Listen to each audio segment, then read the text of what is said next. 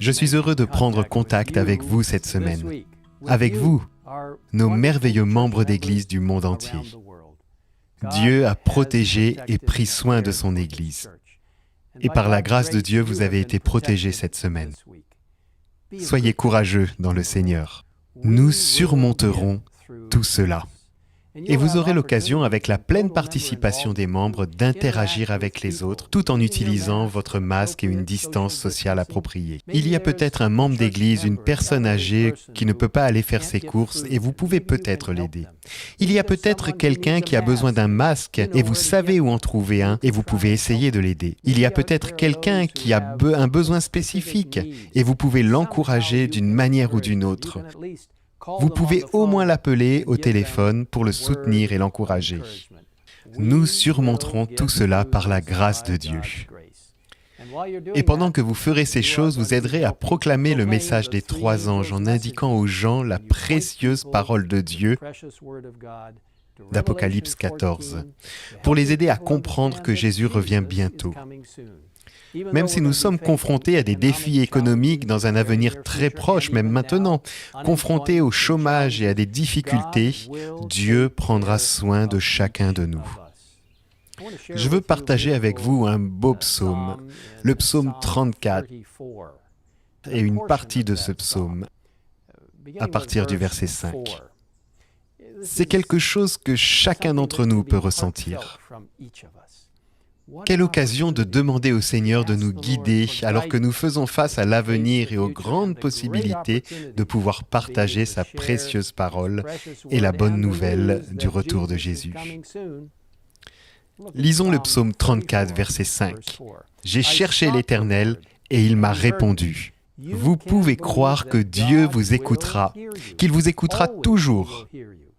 Parfois, il ne nous répond pas de la manière dont vous et moi pensons qu'il devrait le faire dans l'immédiat. Il vous entend et il vous répondra d'une manière appropriée. Le psalmiste continue en disant « Il m'a délivré de toutes mes frayeurs ».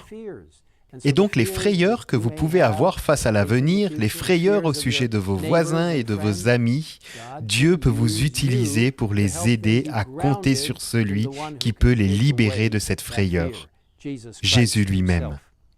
Quand on tourne les regards vers lui, vers Dieu, le Seigneur, on est rayonnant de joie et le visage ne rougit pas de honte. Vous serez étonnés. Lorsque le Saint-Esprit remplira votre cœur, votre vie, vous serez en fait rayonnant.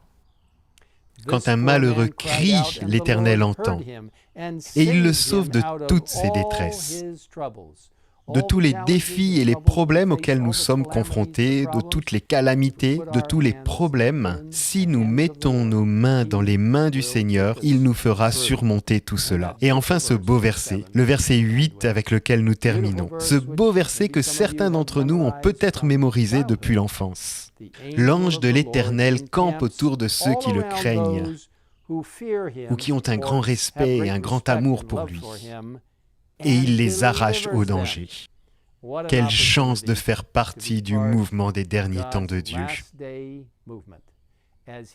Alors qu'il nous protège et prend soin de nous et nous délivre. Juste une belle pensée tirée de Instructions pour un service chrétien effectif. Cette belle collection d'écrits d'Ellen White, en fait, à l'origine, elle est tirée de Patriarches et Prophètes, page 260, et elle est également citée dans le Ministère évangélique, page 256. Lisons ces belles paroles avant de prier. La vie chrétienne est souvent entourée de dangers, et le devoir semble difficile. L'imagination dépeint une ruine imminente suivie de l'esclavage et de la mort. Néanmoins, la voix de Dieu dit clairement « Allez de l'avant ». Obéissons à ce commandement, même quand nos regards ne peuvent pénétrer les ténèbres. Les obstacles qui retardent nos progrès ne disparaîtront jamais devant un esprit qui hésite et qui doute.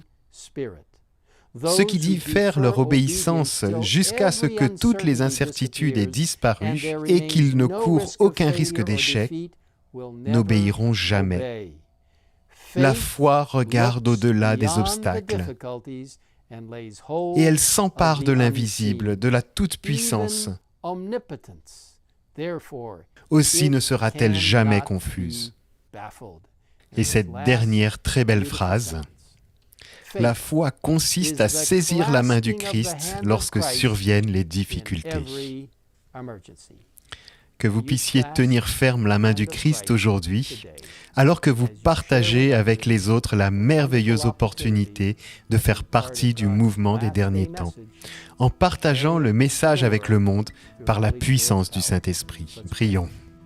Père Céleste, aide-nous à mettre notre main dans la tienne et à te saisir avec foi, confiant que tu nous délivreras et que tu seras notre force, notre refuge.